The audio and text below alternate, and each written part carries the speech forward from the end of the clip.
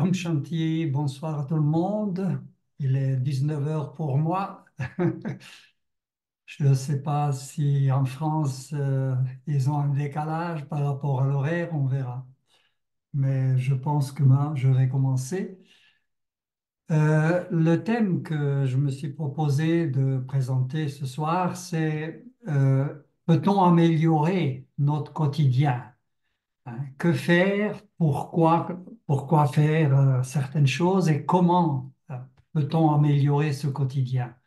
Et on verra que l'introversion, euh, l'introversion est un aspect, je dirais, très important pour, euh, pour différents aspects. C'est vraiment très utile.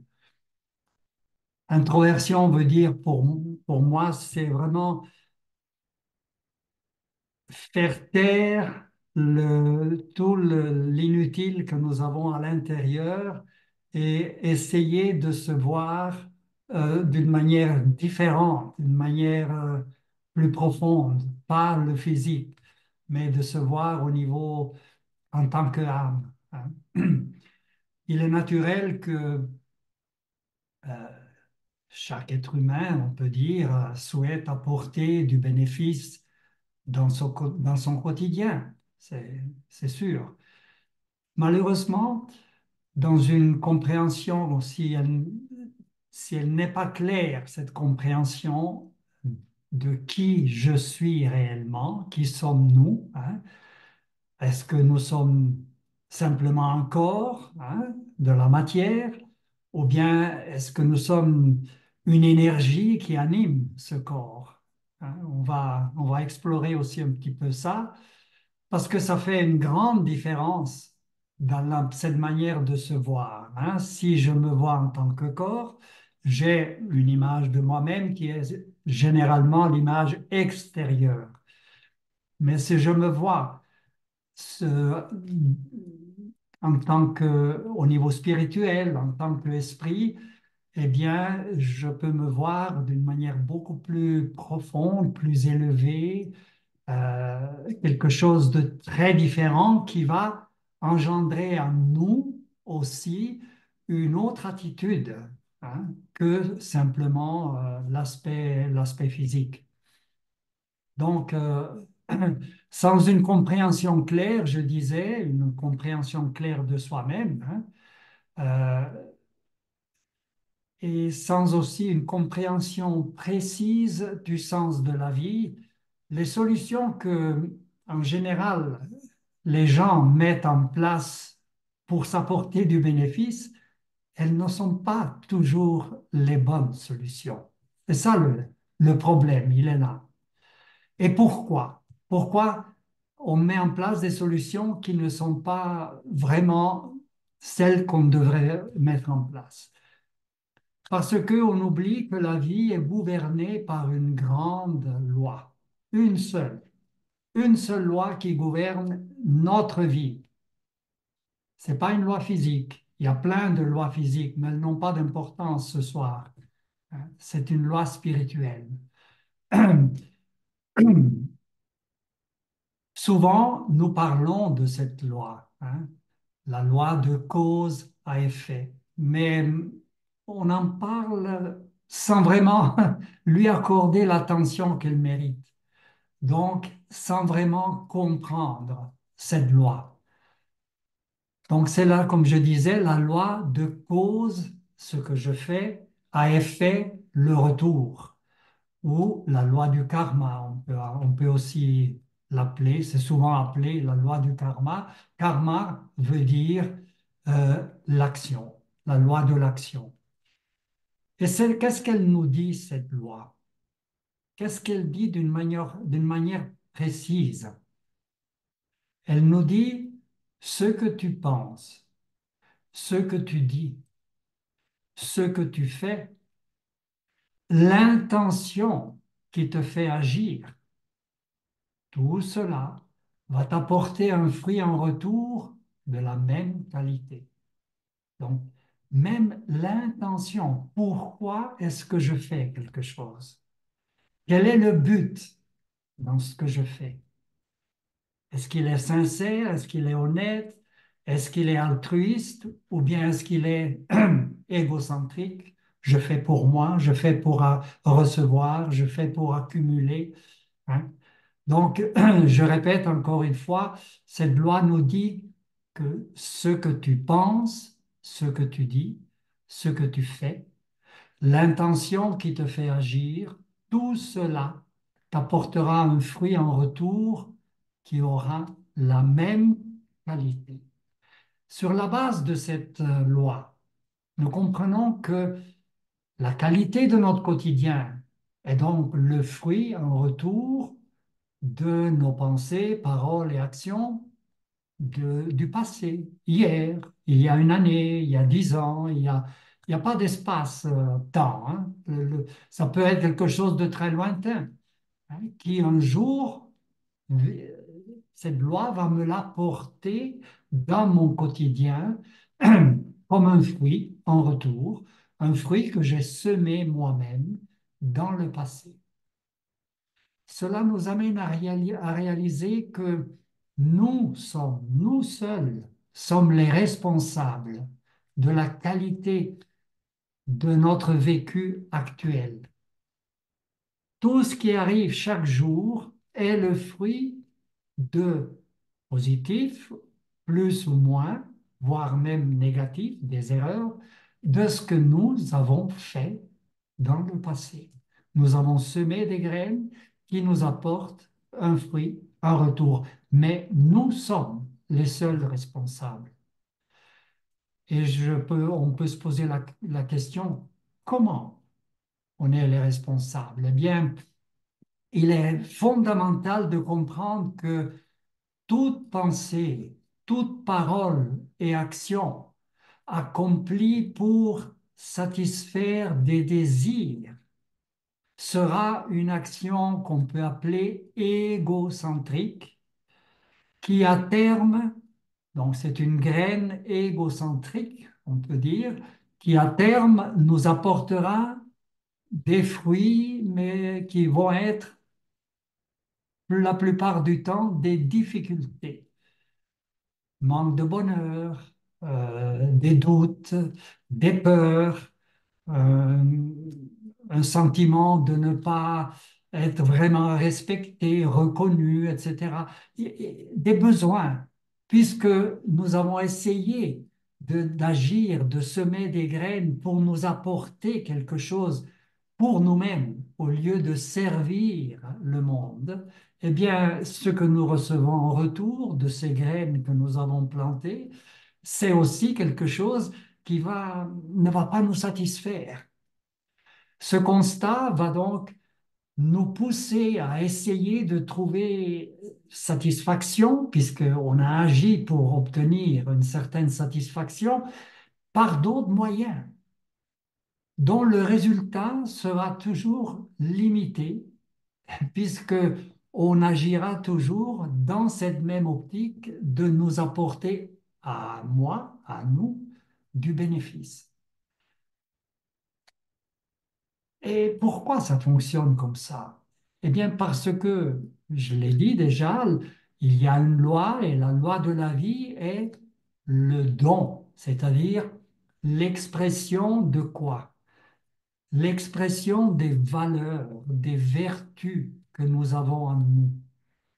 En d'autres termes, ce que nous n'exprimons pas vers les autres dans nos activités journalières, nous ne pouvons pas le recevoir. La vie ne va pas nous le servir puisque nous, on ne sert pas la vie. Quand nous pouvons, quand nous nous exprimons, hein, au lieu d'exprimer les vertus, le respect, la paix, le bonheur, la joie, euh, la- l'honnêteté, la sincérité, la douceur, etc. Si on exprime des, des défauts, hein, la colère, hein, l'attachement, la jalousie, hein. Si on exprime, même si on ne le montre pas, mais que je suis jaloux de quelqu'un, etc., je ne vais pas lui apporter quelque chose de positif, mais je vais essayer même de lui prendre quelque chose, puisque je suis jaloux, hein. Donc, faire toujours ce rapprochement, hein, pourquoi la loi nous sert de cette manière? Parce que la loi de la vie est un don, est le don d'exprimer des vertus. Une vertu ne peut blesser personne. Une vertu, elle ne peut apporter que du bénéfice à soi-même d'abord et aux autres, hein. Donc, nous- par cet exemple, si nous souhaitons plus de respect aussi, par exemple, non, le fait de ne pas recevoir assez de respect, nous devons d'abord nous poser la question à nous-mêmes. Est-ce que mon attitude est toujours remplie de respect envers tout le monde? Il est facile de donner du respect à des gens qui nous donnent du respect, à des gens qui nous considèrent et avec qui on a de l'amitié, etc. C'est très, très facile. Mais le but de la vie n'est pas de servir certains et pas d'autres. Le but est de donner du respect. Que en face, il y ait des gens qui ne me donnent pas du respect ou qui ne veulent pas reconnaître que je mérite aussi du respect, c'est leur problème, c'est pas le mien. C'est, c'est- L'enseignement du Raja Yoga va beaucoup plus en profondeur d'aspects importants de la vie. Alors, que faire? Seul un enseignement spirituel précis va nous faire réaliser la bonne manière d'apporter de la qualité dans notre quotidien.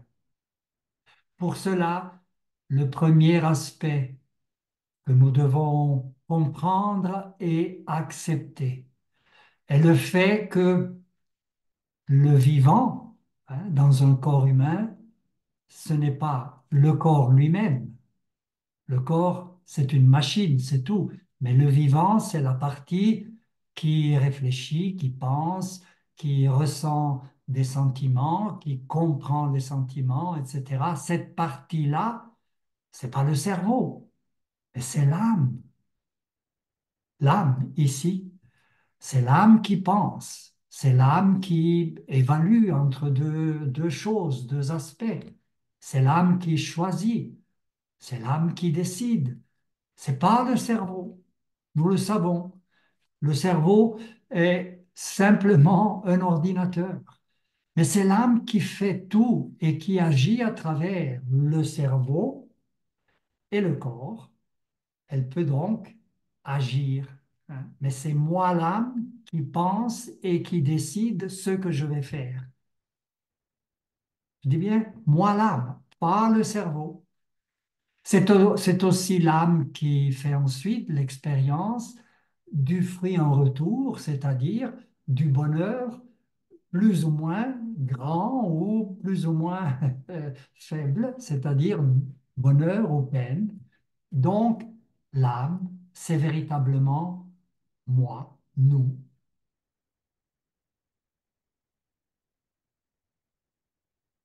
Vu que je parle des âmes qui peut-être n'ont pas encore fait les cours de base de l'enseignement spirituel Raja Yoga. C'est pour ça que je souligne ces aspects, parce que c'est très important de réaliser que nous, dans le monde, on regarde, on pense que tout est dans le cerveau. Non, non, non, non. Cette réalité peut demander un certain temps pour être acceptée. C'est la réalité que c'est l'âme qui pense, que c'est l'âme qui choisit, que c'est l'âme qui exprime des sentiments, qui comprend les sentiments, etc. Hein, ça peut demander un certain temps, c'est vrai, parce que nous sommes habitués à nous considérer simplement comme des corps. C'est mes parents qui m'ont donné naissance, etc. Non, ils ont donné naissance à un corps dans lequel moi, l'âme, je suis venu jouer un rôle. Mais moi, je suis pas le corps. C'est pas mes parents qui m'ont donné naissance. J'existe depuis toujours. On va y venir. L'important est de comprendre que c'est l'âme qui crée les actions, dont les fruits, euh, c'est comme les actions, c'est comme des graines, dont les fruits nous apporteront du bonheur ou de la peine. Nous sommes donc responsables. Nous sommes les seuls responsables. Il faut du temps pour accepter que tout ce qui arrive sur notre chemin, le chemin quotidien, est le fruit de nos actions passées. Et là, on comprend que l'injustice ne peut pas exister. C'est injuste ce qui m'arrive. Non, non, non, non. Ça aussi, c'est quelque chose de très profond qui demande, c'est une étude qui demande, c'est un aspect qui demande, oui, de la réflexion, l'étude et la réflexion. La loi du karma ne permet pas à l'injustice. On ne peut rien faire, ni de mauvais, par exemple. On peut faire du bon, hein, mais on ne peut pas faire du mauvais à quelqu'un si l'âme en question ne mérite pas ce négatif qu'on voudrait lui faire. Là, la loi du karma ne permet pas que, je vais peut-être formuler autrement, une âme qui est totalement pure, qui est propre, qui n'a pas de dette, qui n'a pas un passé où il y a des erreurs, on ne peut pas la blesser, lui faire du tort. C'est impossible parce que la loi du karma, elle ne permet pas quelque chose de négatif. Le négatif que nous vivons, de temps en temps, on a des problèmes, c'est une graine que nous avons semée, une attitude que nous avons eue dans le passé négative envers quelqu'un. Et cette graine nous apporte aujourd'hui le fruit en retour. Si la personne à qui on a fait quelque chose de négatif ne méritait pas, entre guillemets, n'avait pas des dettes C'est à fait. son, Ouais, c'est bon, j'entends. pardon, je disais, si la personne en question envers laquelle on a eu une mauvaise action n'avait pas aussi des dettes qui permettent à la mauvaise action d'être exprimée envers cette personne, on n'aurait pas pu la blesser, on n'aurait pas pu la toucher. L'injustice, la loi du karma ne peut pas permettre l'injustice. L'âme pure ne peut rien recevoir de négatif. Oh yeah, yeah, yeah, yeah. Il y a un enfant qui parle, si vous pouvez couper le micro, merci. Camélia, coupe le couteau. Camélia, ah oui, c'est pour ça. Hop. Donc, c'est un aspect profond qui demande étude et réflexion, hein.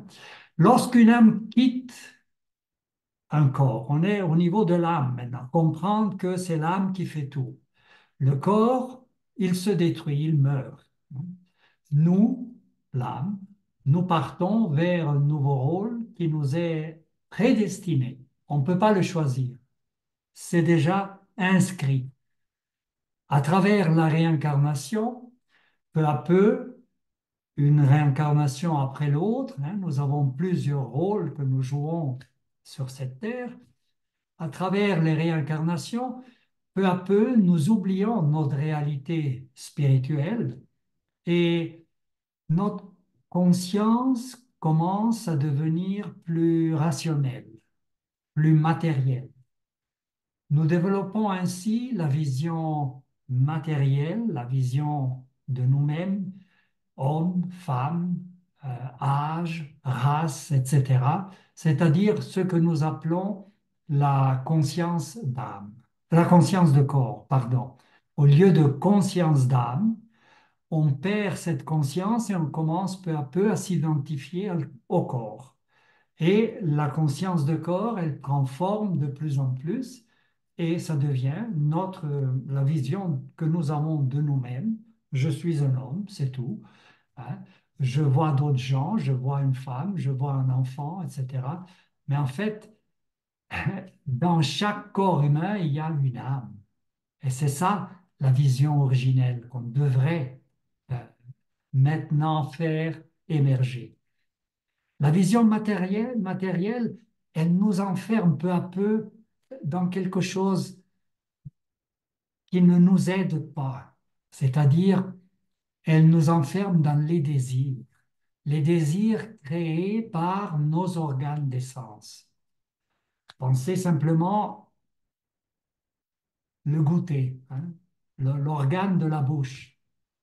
Combien de désirs il peut créer, hein. Toute la, toute la nourriture, les boissons, etc., ça peut devenir même un poison, hein, qui nous fait grossir. On devrait arrêter, on attrape des maladies, le diabète, etc., parce qu'on mange trop de ceci et de cela. Mais on n'y arrive plus, hein. Les désirs nous enferment, ils nous manipulent. La satisfaction d'un désir n'étant que quelque chose de passager, hein, un désir, je peux le satisfaire sur le moment, j'ai envie de chocolat, ben je le mange, mais peut-être 2 heures plus tard ou demain matin, et j'ai de nouveau envie, j'ai de nouveau ce besoin. Et peu à peu, je deviens prisonnier d'un désir. Ce n'est plus nous qui gouvernons, c'est le désir qui nous gouverne.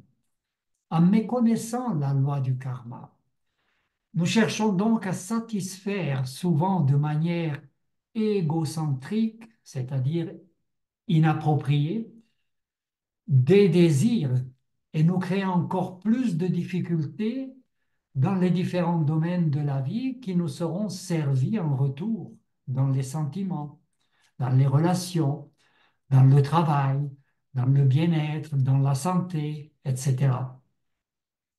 Regardez, aujourd'hui, au niveau de la santé, le problème, il est incommensurable.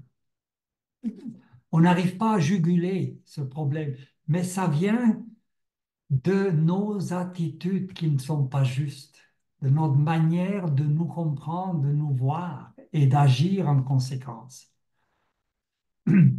Réfléchir sur notre réalité spirituelle, l'âme, demande une connaissance précise aussi de ce que j'appelle l'introversion. L'introversion afin d'écouter ce qui émerge de nous-mêmes, de notre conscience, pas du cerveau, mais la conscience, l'âme a une conscience, l'âme a des souvenirs, et ce qui est originel dans cette âme va, si nous faisons taire l'inutile, les pensées inutiles, si nous stoppons ce bruit inutile que nous avons souvent dans la tête, et ça, euh, on peut apprendre.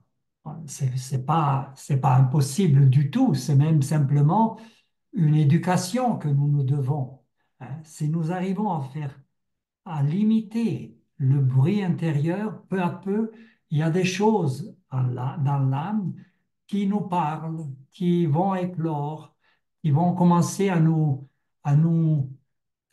murmurer à l'oreille, on peut dire, hein, et écouter ce qui émerge de cette conscience.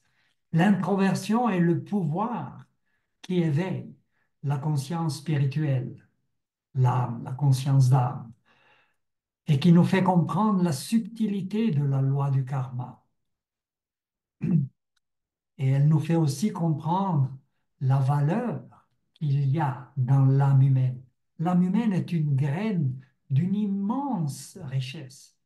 Et cela nous apporte un bénéfice que nous pouvons expérimenter et exprimer dans les vertus que nous partageons avec les autres.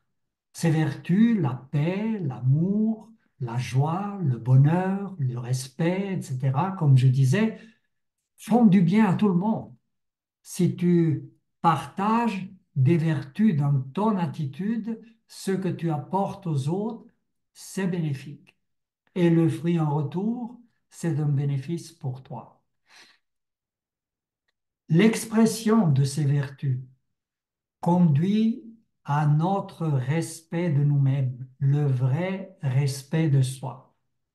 Et sur la base de la loi du karma, la loi de l'action-réaction, nous comprenons que en exprimant les vertus dans nos relations, ces vertus, elles vont pas se perdre, mais au contraire, elles augmentent de plus en plus pour nous-mêmes, puisque nous donnons des vertus.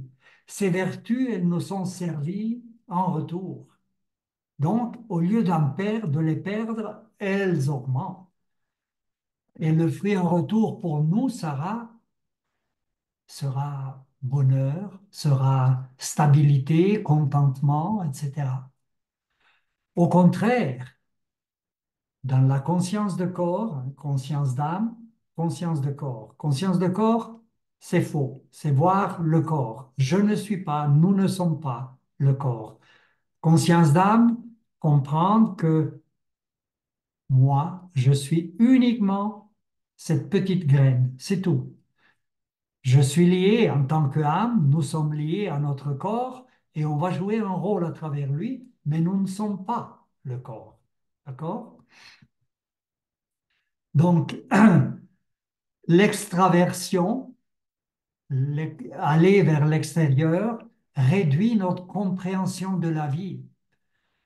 Elle la réduit à ce qui existe à l'extérieur de nous, à une notion de c'est juste, c'est injuste, à une notion de fortune, malchance, tandis que l'introversion, elle nous fait réaliser que nous sommes une graine emplie de richesses et notre responsabilité dans la qualité de notre quotidien nous appartient.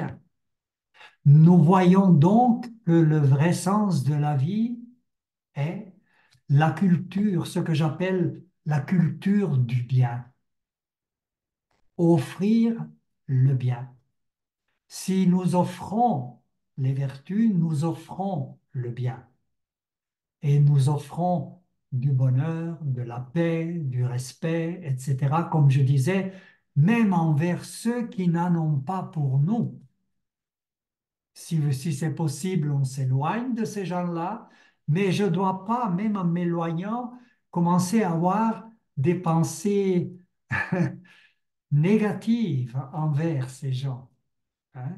Leur mettre des étiquettes, certains mots, certains noms, etc. Non, c'est pas juste. Gardons envers tout le monde la culture du bien.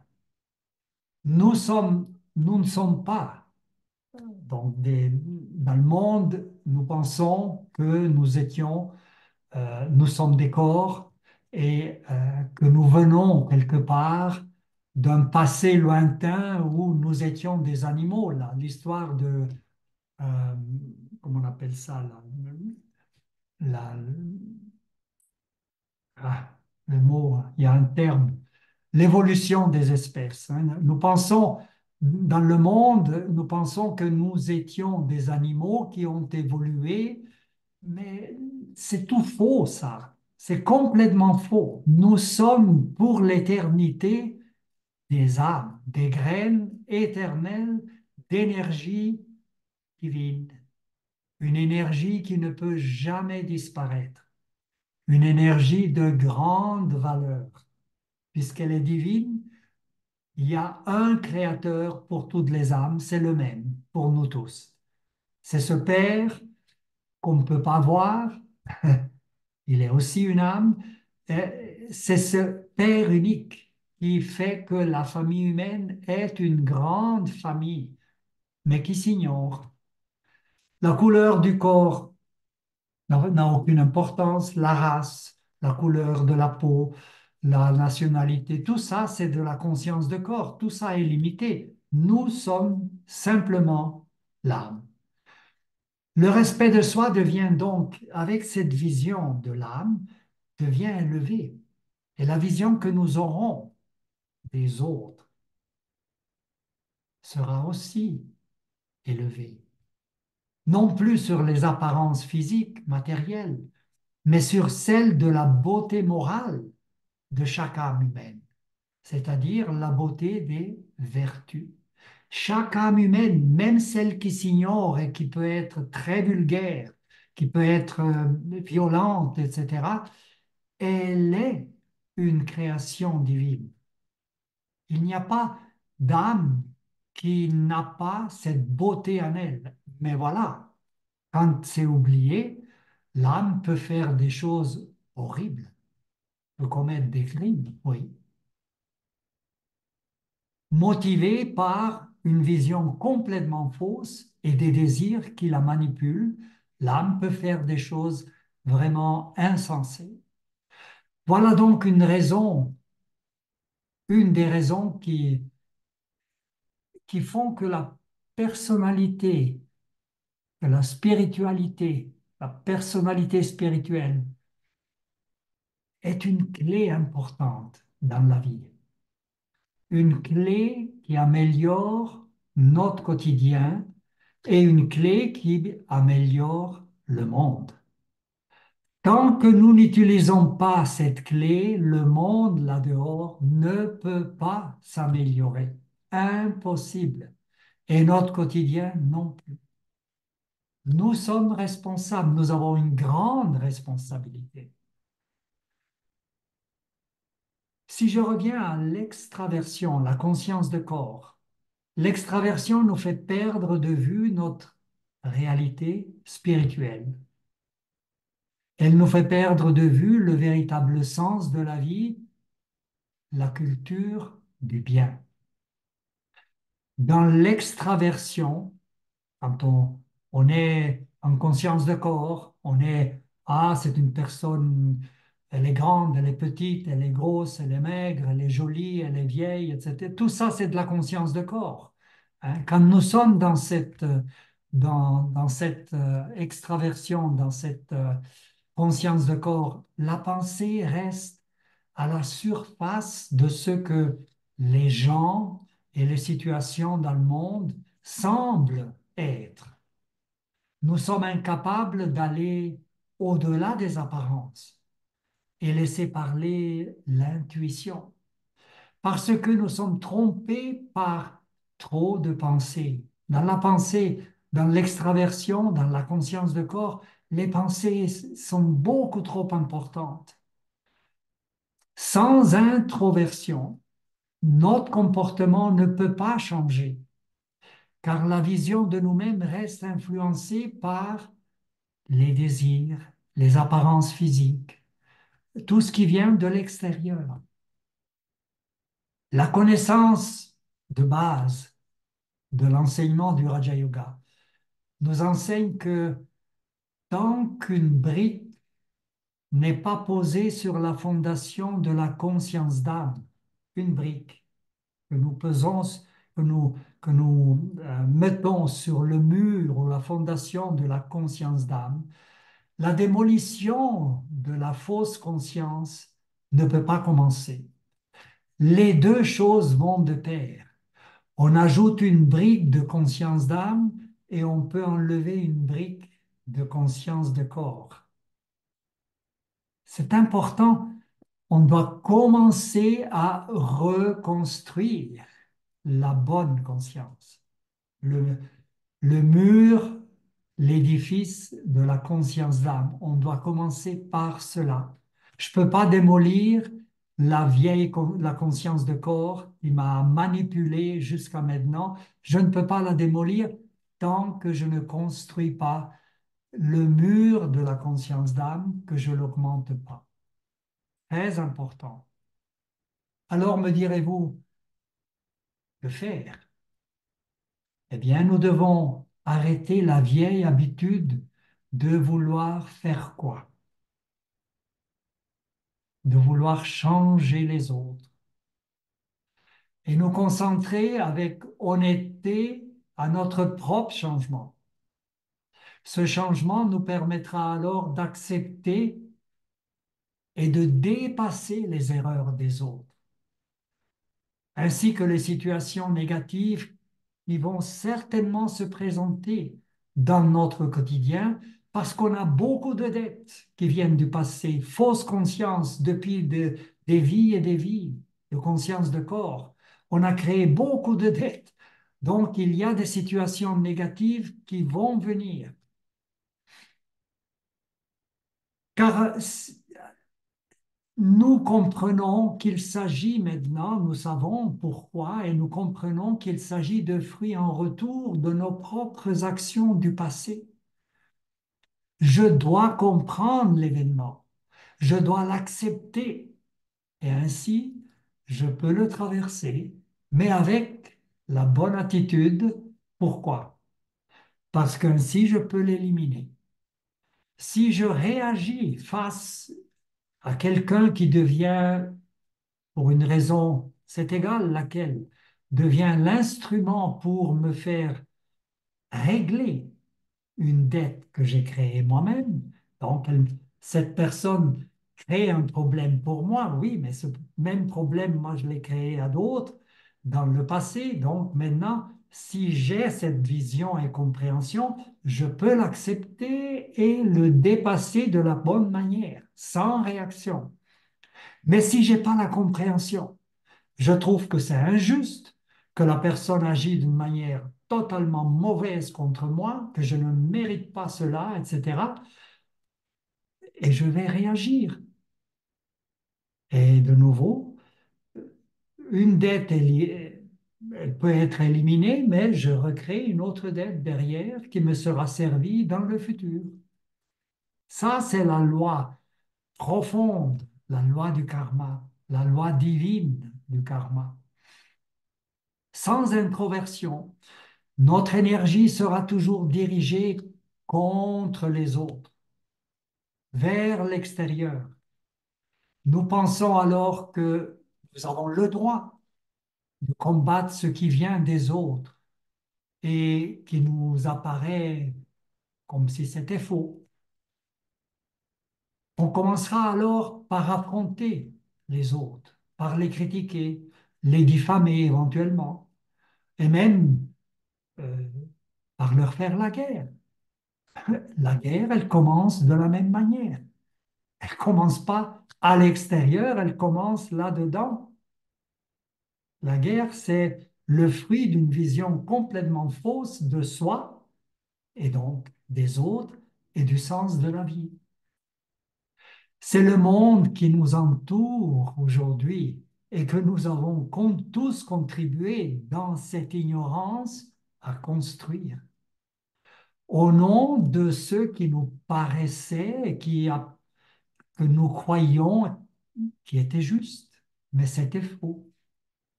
Hein. Ce monde, nous avons contribué tous ensemble à le construire. Sans introversion, nous ne pourrons ni changer nous-mêmes, ni changer notre vision de la vie, ni nos habitudes, ni nos dépendances. Et nous continuons à recréer des situations négatives pour nous-mêmes. La loi du karma. Imaginez le monde, imaginez la foule d'humains aujourd'hui qui est dans cette ignorance et qui, sans le savoir, continue à agir contre leur propre bien-être.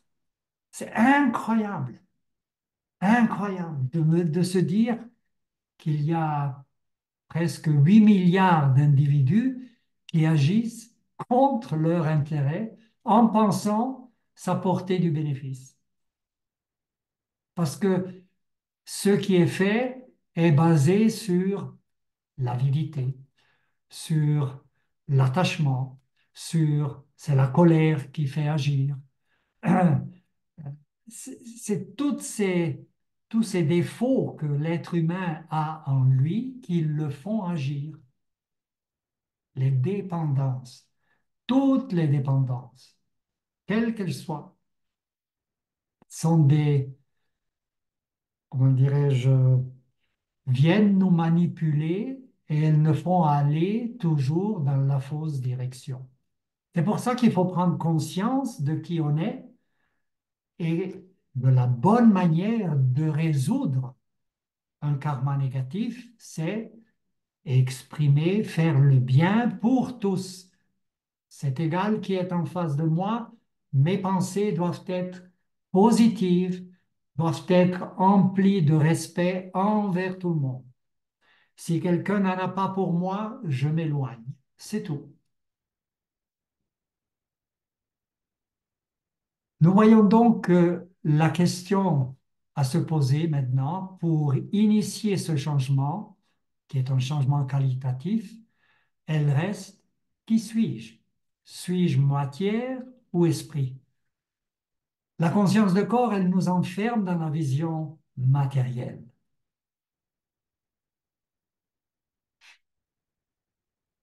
sans aucune considération pour la présence d'une conscience capable de discerner entre le bien et le mal, le respect et l'irrespect, l'honnêteté et la malhonnêteté, etc. Cette conscience capable, c'est l'âme qui l'a en elle. La logique est pourtant simple.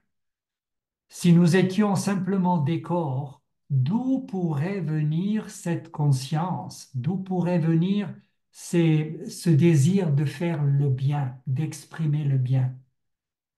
Ce sont des aspects à considérer car notre vision de la vie, elle va, cette vision, nous conditionner, conditionner notre manière de penser et nos actions. Et le fruit en retour de ces actions créera la qualité demain de notre quotidien. Nous ne pouvons plus changer le passé, oui, c'est vrai, c'est plus possible. Mais nous pouvons apporter de la qualité dans notre futur grâce à une bonne attitude dans le présent. Et le présent, c'est le moment le plus important pour tout le monde. Le passé, laisse-le tranquille, tu ne peux plus rien faire. Le futur, n'y va pas. C'est le présent qui va t'amener vers un futur plus ou moins de qualité. Qui sommes-nous? D'où venons-nous? Quel est le sens de la vie? Nos réponses à cela vont créer la qualité de notre futur. Sommes-nous des descendants de prédateurs ou bien des graines d'énergie divine, des âmes dotées d'une conscience? Si nous pensons que nous sommes simplement descendants d'animaux, qui est la théorie de l'évolution, hein, alors la tendance sera celle de la loi du plus fort. Et cette attitude, malheureusement, elle est présente aujourd'hui dans tous les niveaux de la société. Cette vision matérialiste, elle nous rend insatiables, elle nous rend rusés, elle nous rend corrompus. Et si nécessaire, elle nous rend violents. Car nous sommes devenus prisonniers de nos propres désirs. Et quand on est prisonnier, pardon,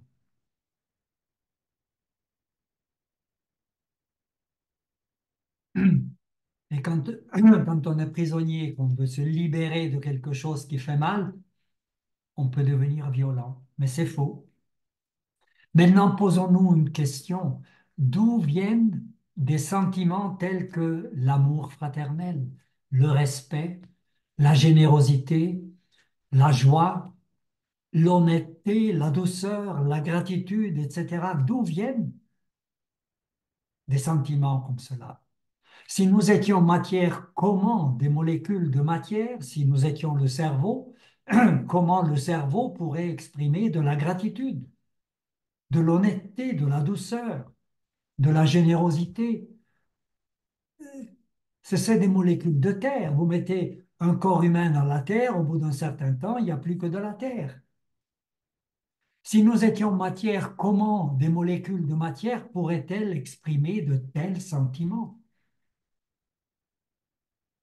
Et si on va un pas plus loin, pourquoi nous disons mon corps, ma tête, mon cerveau, etc., comme si nous étions quelque chose d'autre? C'est bizarre, non? Mais on ne réfléchit pas plus loin.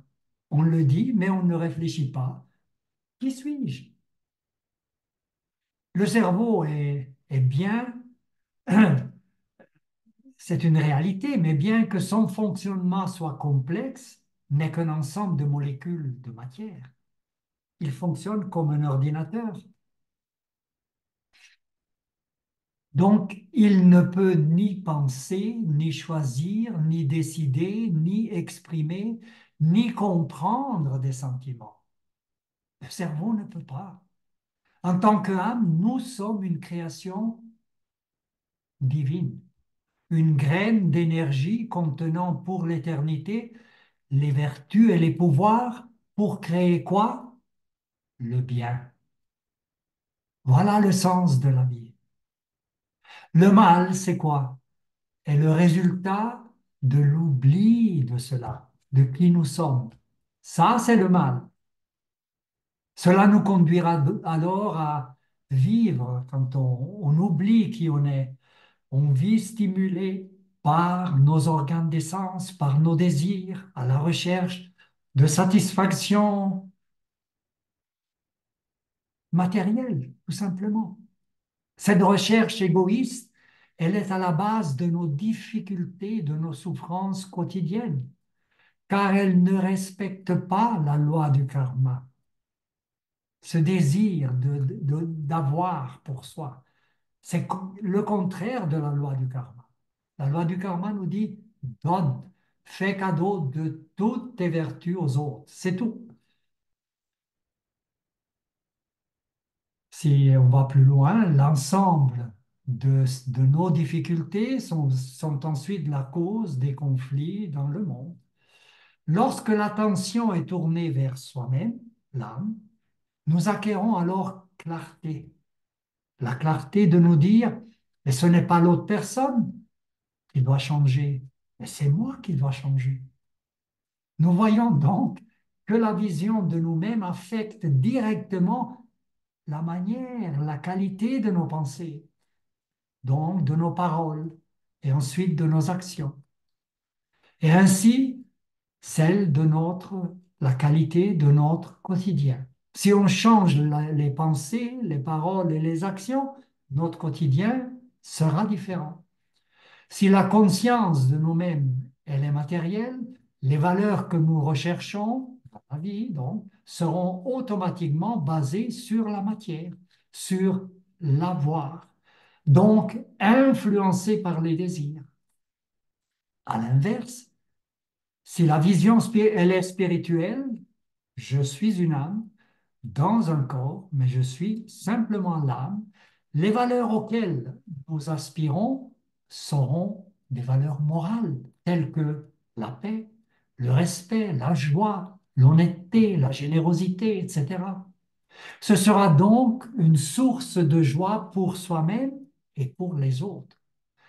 Donc, il devient facile de comprendre que dans un monde où chacun n'exprime que des vertus, la vie doit représenter, comment dire, ce jardin d'Éden tellement désiré par tous.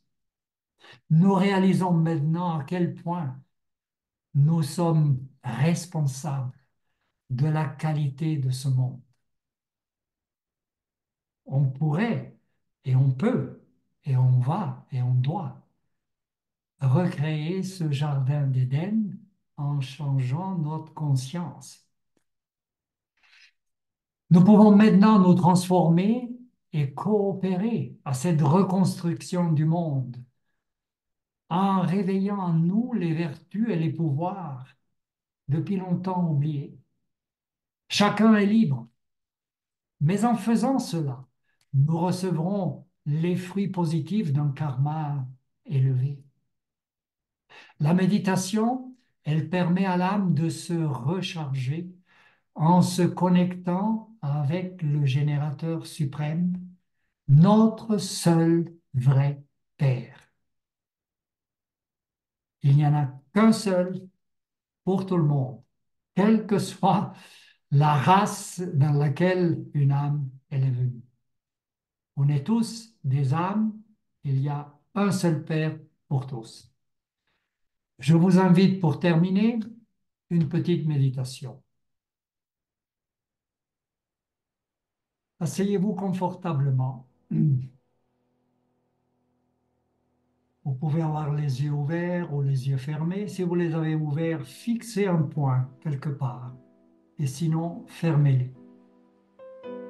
Imaginez maintenant un espace en vous, derrière le front. Entrez dans cet espace et asseyez-vous. Regardez-vous d'une manière différente en faisant émerger le sentiment de votre éternité en tant qu'âme et de votre perfection originelle.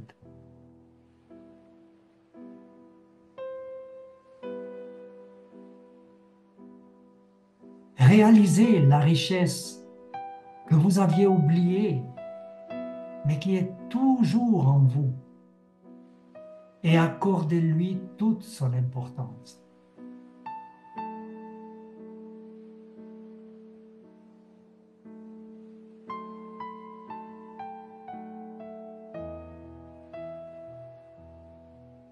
Je laisse maintenant mon corps se détendre.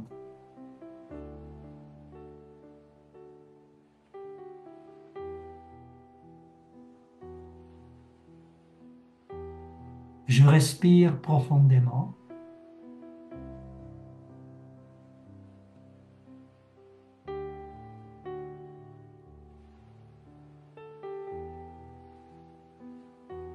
Je ressens de plus en plus le calme s'installer en moi.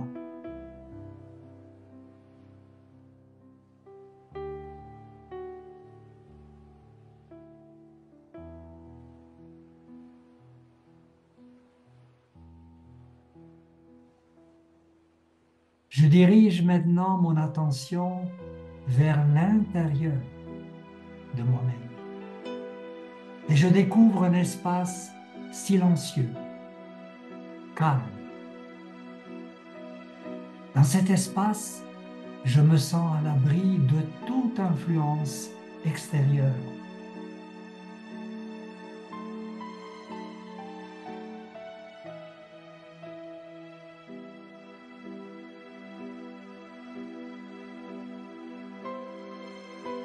Je ressens le silence et mon esprit, peu à peu, devient paisible.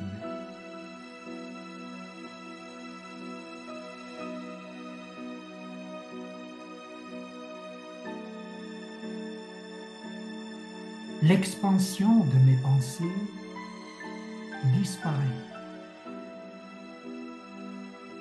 Tout est clair.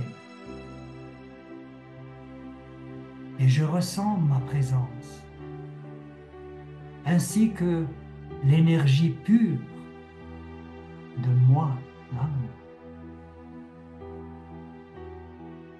Je suis un point de lumière divine au centre du front, derrière le front, entre les deux yeux, connecté au cerveau. Et ainsi, je peux agir.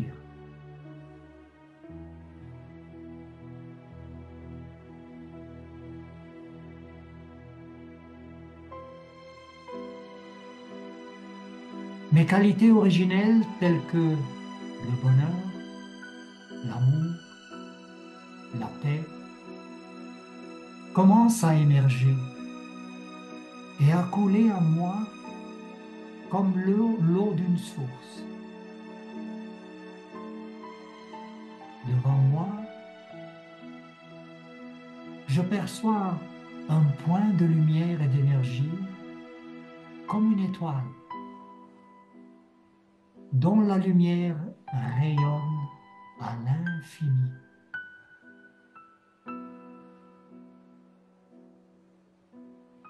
cette étoile émet des vibrations d'amour qui touchent mon cœur.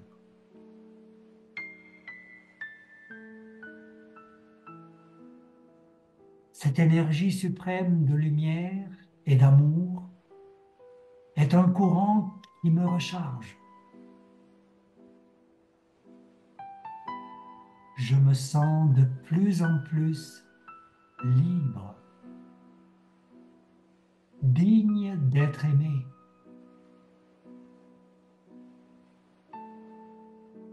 La clarté et la profondeur de mon intellect me permettent de concevoir ma destinée selon ma propre volonté. Moi, je suis le créateur de ma propre réalité. Je suis porté par cette détermination et je sens que je ne suis pas seul. Il y a une étoile qui émane une énergie vers moi qui me soutient.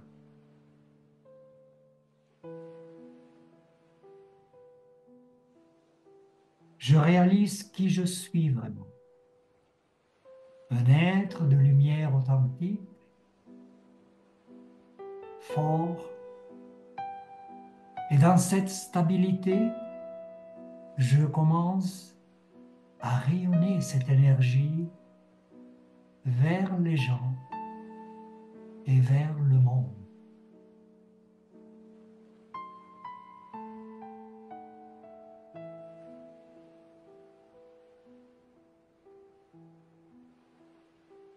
Om Shanti. Je suis une âme en paix.